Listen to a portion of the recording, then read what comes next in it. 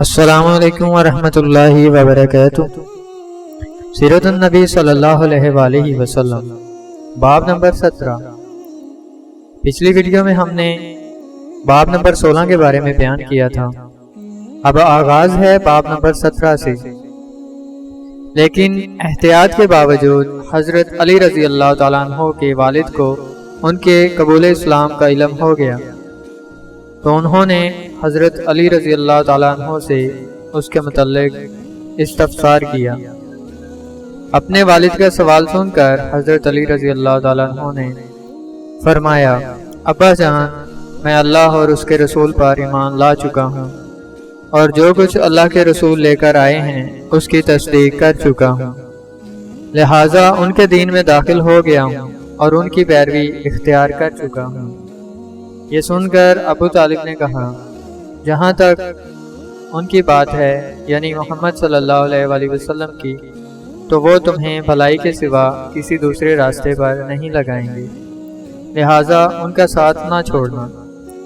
ابو طالب اکثر یہ کہا کرتے تھے، میں جانتا ہوں میرا بھتیجا جو کہتا ہے حق ہے، اگر مجھے یہ ڈر نہ ہوتا کہ قریشی عورتیں مجھے شرم دلائیں گی تو میں ضرور ان کی پیروی قبول کر لیتا۔ عفیف کندی رضی اللہ تعالیٰ عنہ ایک تاجر تھے۔ ان کا بیان ہے، اسلام کرنے سے پہلے میں ایک مرتبہ حج کے لیے آیا، تجارت کا کچھ مال خریدنے کے لیے میں عباس ابن عبد المطلب کے پاس گیا۔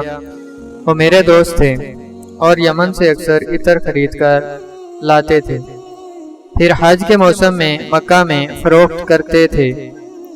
میں ان کے ساتھ منا میں بیٹھا تھا کہ ایک نوجوان آیا۔ اس نے غروب ہوتے سورج کی طرف غور سے دیکھا۔ جب اس نے دیکھ لیا کہ سورج غروب ہو چکا تو اس نے بہت اہتمام سے وضو کیا، پھر نماز پڑھنے لگا، یعنی کعبہ کی طرف منہ کر کے۔ پھر ایک لڑکا آیا جو بالغ ہونے کے قریب تھا، اس نے باندھ کے اور اس نوجوان کے برابر کھڑا ہو کر نماز پڑھنے لگا۔ پھر ایک عورت خیمے سے نکلی اور ان کے پیچھے نماز کی نیت باندھ کر کھڑی ہو گئی۔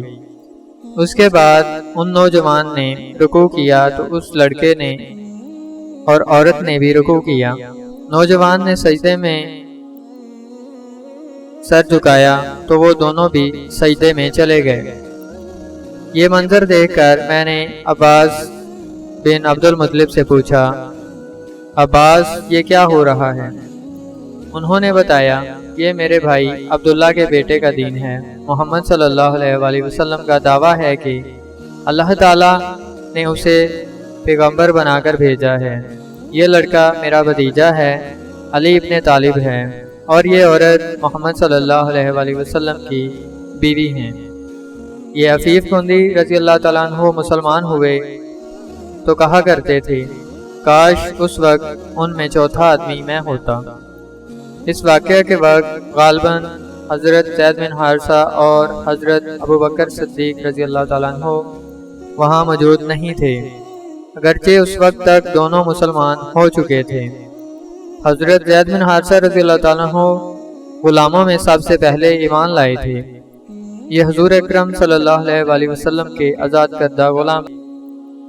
پہلے یہ حضرت ختیجہ رضی اللہ تعالیٰ عنہ کے غلام تھے۔ شادی کے بعد انہوں نے زید بن حارثہ رضی اللہ تعالیٰ عنہ کو آپ صلی اللہ علیہ وآلہ وسلم کی غلامی میں دے دیا تھا۔ یہ غلام کس طرح بنے، یہ بھی سن لیں۔ جاہلیت کے زمانے میں ان کی والدہ انہیں لیے اپنے ماں باپ کے ہاں جا رہی تھیں کہ قافلہ کو لوٹ لیا گیا۔ ڈاکو ان کے بیٹے زید بن حارثہ رضی اللہ تعالیٰ عنہ کو بھی لے گئے، پھر انہیں عکاظ کے میلے میں بیچنے کے لیے لایا گیا۔ ادھر سیدہ ختیجہ رضی اللہ تعالیٰ عنہ نے حکیم بن حزام رضی اللہ تعالیٰ عنہ کو میلے میں بھیجا۔ وہ ایک غلام خریدنا چاہتی تھیں۔ آپ حکیم بن حزام رضی اللہ تعالیٰ عنہ کی پھوپھی تھیں۔ حکیم بن حزام رضی اللہ تعالیٰ عنہ میلے میں آئے تو وہاں انہوں نے زید بن حارثہ رضی اللہ تعالیٰ عنہ کو بکتے دیکھا۔ اس وقت ان کی عمر 8 سال تھی۔ حکیم بن حزام رضی اللہ تعالیٰ عنہ نے کو یہ اچھے لگے، चुनाचे उन्होंने सैयदा खदीजा रज़ियल्लाहु ताला अन्हा के लिए उन्हें खरीद लिया। हजरत खदीजा रज़ियल्लाहु ताला अन्हा को भी ये पसंद आए और उन्होंने उन्हें अपनी गुलामी में ले लिया। फिर नबी करीम सल्लल्लाहु अलैहि वसल्लम को हदिया कर दिया। इस तरह हजरत ज़ैद बिन हारिसा रज़ियल्लाहु ताला अन्हु आप सल्लल्लाहु अलैहि वसल्लम के गुलाम बने। फिर जब आपने इस्लाम की दावत दी तो फौरन आप पर ईमान ले आए। बाद में हुजूर सल्लल्लाहु अलैहि वसल्लम ने उन्हें आज़ाद कर दिया था, मगर ये उम्र भर हुजूर सल्लल्लाहु अलैहि वसल्लम की खिदमत में रहे। उनके वालिद एक मुद्दत से उनकी तलाश में थे। किसी ने उन्हें बताया कि ज़ैद मक्का में देखे गए हैं। उनके वालिद और चचा उन्हें लेने फौरन मक्का मुअज़्ज़मा की तरफ चल पड़े। मक्का पहुंचकर ये आप सल्लल्लाहु अलैहि वसल्लम की खिदमत में हाजिर हुए और आपको बताया कि ज़ैद उनके बेटे हैं। सारी बात सुनकर आपने इरशाद फरमाया, तुम ज़ैद से पूछ लो, अगर ये तुम्हारे साथ जाना चाहें तो मुझे कोई एतराज़ नहीं, और यहाँ मेरे पास रहना चाहें तो उनकी मर्जी। ज़ैद रज़ियल्लाहु ताला अन्हु से पूछा गया तो उन्होंने नबी करीम सल्लल्लाहु अलैहि वसल्लम के साथ रहना पसंद किया। इस पर बाप ने कहा, तेरा बुरा हो ज़ैद, तू आज़ादी के मुकाबले में गुलामी को पसंद कर रहा है। जवाब में ज़ैद रज़ियल्लाहु ताला अन्हु ने कहा, हाँ, उनके मुकाबले में मैं किसी और को हरगिज़ नहीं चुन सकता। आपने हज़रत ज़ैद रज़ियल्लाहु ताला अन्हु की यह बात सुनी तो आपको फौरन हजर अस्वद के पास ले गए और ऐलान फरमाया, आज से ज़ैद मेरा बेटा है। उनके वालिद और चचा मायूस हो गए, ताहम नबी करीम सल्लल्लाहु अलैहि वसल्लम ने उन्हें इजाज़त दे दी कि वो जब चाहें ज़ैद से मिलने आ सकते हैं। चुनाचे वो मिलने के लिए आते रहे। तो ये थे हज़रत ज़ैद बिन हारिसा रज़ियल्लाहु ताला अन्हु, जो गुलामों में सबसे पहले ईमान लाए।